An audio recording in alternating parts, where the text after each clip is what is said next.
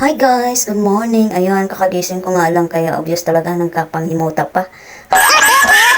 Huwag na kayong magtaka guys kung nasaan ako ngayon. Ayan, nandito lang naman ako sa kung saan ako nakitira dati pa sa Pasig. Ayan, tulog pa ang aking Junakits. Tanghali na yan eh. Kaya habang tulog pa ang dalawa, dali na ako lumabas niyan para pumunta ng Mercury at may bibilhin ako na ubusan ako ng diaper ni Bunso. At syempre, yung bilang isang babae, bibili rin tayo ng pang-sapin sa ating pag-red tide. Di naman pwedeng hindi tayo bibili. Importante yun. Buwanan lang naman.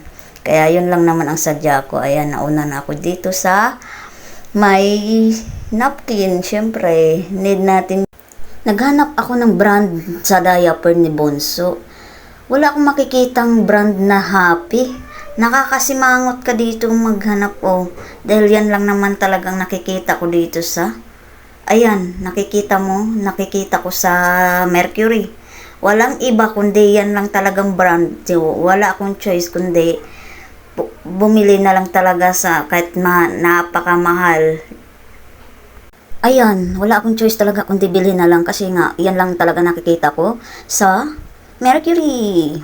Ayan, umuwi na pala ako dyan at kakain na kasi nagsigising na rin tamang-tama dumating ako. Nagsigising yung dalawa. Pinapakain ko na silang dalawa.